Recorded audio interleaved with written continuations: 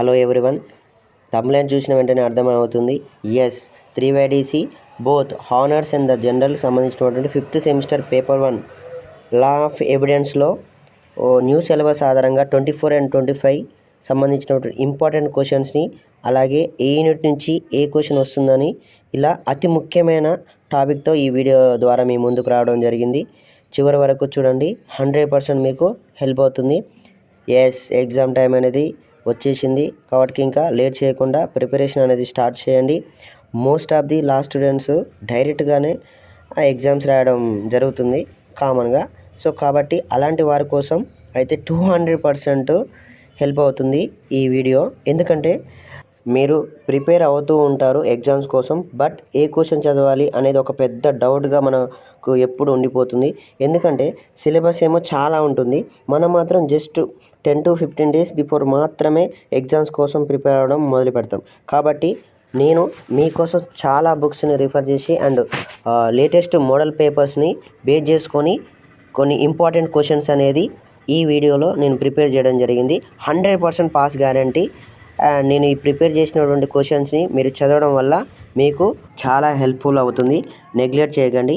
మనకు already paper pattern తెలుసు. Part A, part B, part C ఇలాగా సపరేట్గానే ఉంటుంది. నేను ఈ వీడియోలో కూడా అలాగే part A, part B, part C లాగా సపరేట్ క్వశ్చన్స్ అనేది నేను ప్రిపేర్ చేయడం జరిగింది.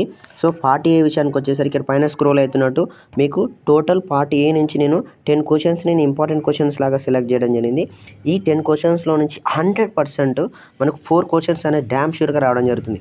మనకు ఆల్రెడీ తెలుసు పార్ట్ ఏలో మనం ఓన్లీ 5 క్వశ్చన్స్ అటెంప్ట్ చేస్తే సరిపోతుంది.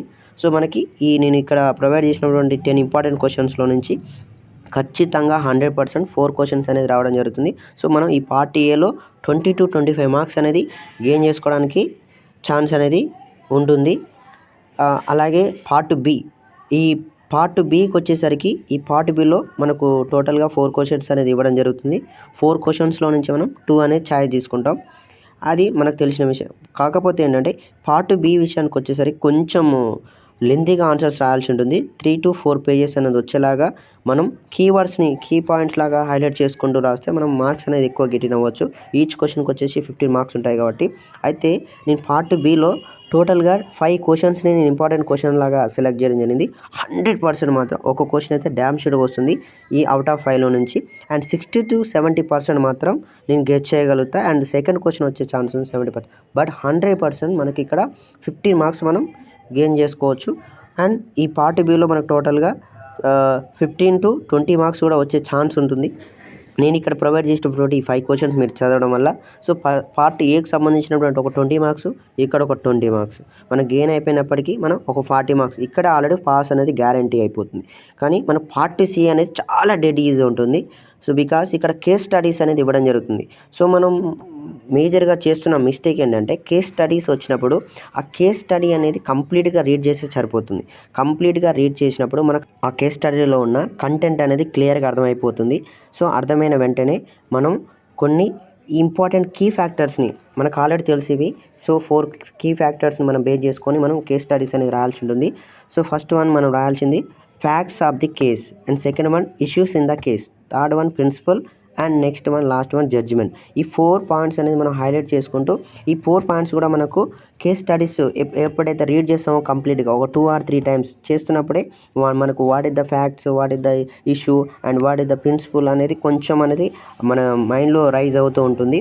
సో కాబట్టి మనం ఈజీగా రాయొచ్చు.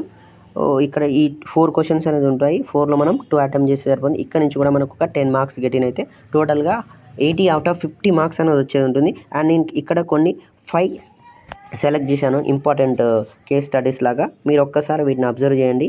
సో వీటిని బేస్ చేసుకొని ఎనీ కేస్ స్టడీ వచ్చినా సరే క్వశ్చన్ని మనం వరి అవ్వాల్సిన అవసరం లేదు. క్వశ్చన్ని 2 to 3 టైమ్స్ చదివినాడు మనకి ఏదో ఒకటి ఆన్సర్ అనేది స్ట్రైక్ అయిపోతుంది. సో మనం ఓన్గా కూడా రాసుకోవచ్చు. సేమ్ ఎగ్జాక్ట్లీ మెటీరియల్లో మెన్షన్ చేసినటువంటి కేస్ స్టడీస్నే రాయాలనేది అయితే లేదు.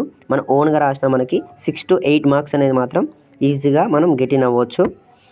సో ఇదండి నా వీడియో మీకు నచ్చిందని నేను అనుకుంటున్నాను.